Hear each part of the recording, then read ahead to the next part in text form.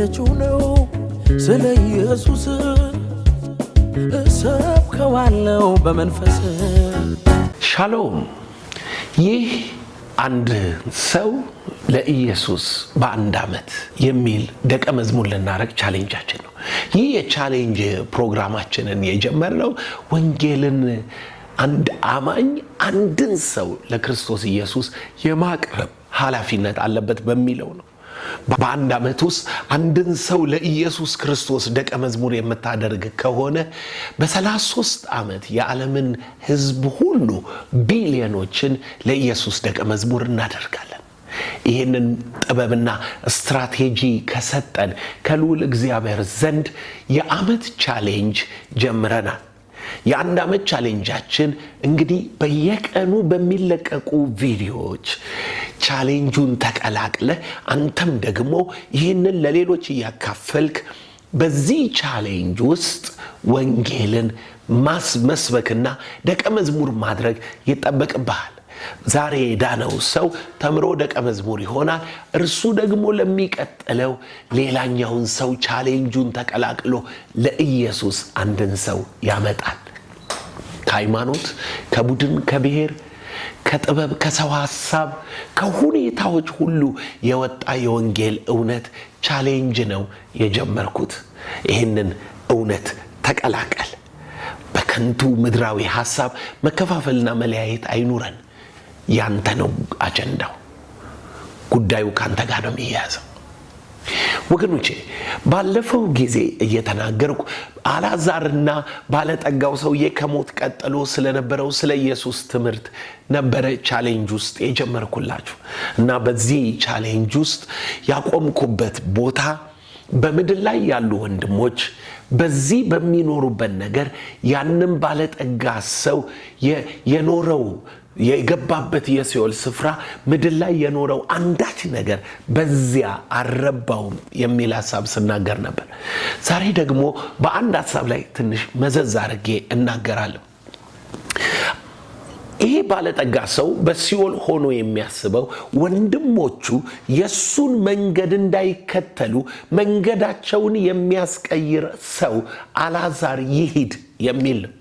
የሱን መንገድ የማይከተሉ እንዳይከተሉ ዛሬ የምንከተላቸው መንገዶች፣ ዛሬ የምንሄድባቸው መንገዶች ድንገት ወደ ሲኦል የገቡ ሰዎች መንገድ ከሆነ በዚያው መንገድ ሄደን ያንን ውጤት እንደምናመጣ ይታወቃል። ስለዚህ በሲኦል ያሉት የሚጮሁት በእኛ መንገድ አትምጡ የሚል ጩኸት ነው። በእኛ መንገድ አትሄዱ የሚል ጩኸት ነው። እንደው ስገምት ሐሳቤ ውስጥ ሳስበው እነኛ 5 ወንድሞቹ ለዛ ሀብታም ሰው ምን ሚሉት ይመስላችኋል? እነሱ እዚህ ምን እያረጉ ያሉ ይመስላችኋል? እኔ ሳስብ ከቀብር ከተመለሱ በኋላ ጥቂት የሐዘን ቀናትን የሚያጽናና ምግብ እየተበላ ድግስ እየሆነ በተለያየ መልክ ወንድማቸውን መታሰቢያውን እያደረጉ ስለ ወንድማቸው የሚያወሩ ይመስለኛል። ከጥቂት ቀናት በኋላ ደግሞ ስለ ወንድማቸው ሀብት ክፍፍል የሚከራከሩ ይመስለኛል። እኔን በጣም ስለሚወደኝ ያኛውን ቤት ሰጥቶኛል፣ እኔ በጣም ስለሚወደኝ ያኛውን ቢዝነስ እንዳካሄድ አድርጎኛል፣ እኔን በጣም ስለሚወደኝ ይሄኛውን መኪና አውርሶኛል፣ እኔም በጣም ስለሚወደኝ ንብረቱን ሁሉ እንድጠብቅለት የሚፈልገው እሱ ነው እየተባባሉ የሚከራከሩ ይመስለኛል። ከዛ በኋላ ከጥቂት ቀን በኋላ ሀብቱን ከያዙ በኋላ ይረሱታል። ወንድማቸውን አያስታውሱትም።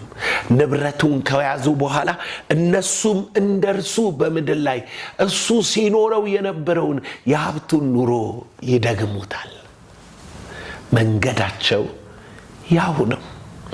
መጽሐፍ ቅዱስ ሲናገር በመዝሙረ ዳዊት ምዕራፍ 49 ላይ እንደዚህ የሚል ቃል አለ። ቁጥር 12 ሰው ግን ክቡር ሆኖ ሳለ አያውቅም፣ እንደሚጠፉ እንስሶች መሰለ። ይቺ መንገዳቸው መሰናከያቸው ናት፣ ከነርሱም በኋላ የሚመጡት እንዲህ ይላሉ፣ ሞት የእነርሱ እረኛ ነው፣ ነፍሳቸው ከነሱ ተለይታ በሲኦል ታረጃለች። ይገርማል።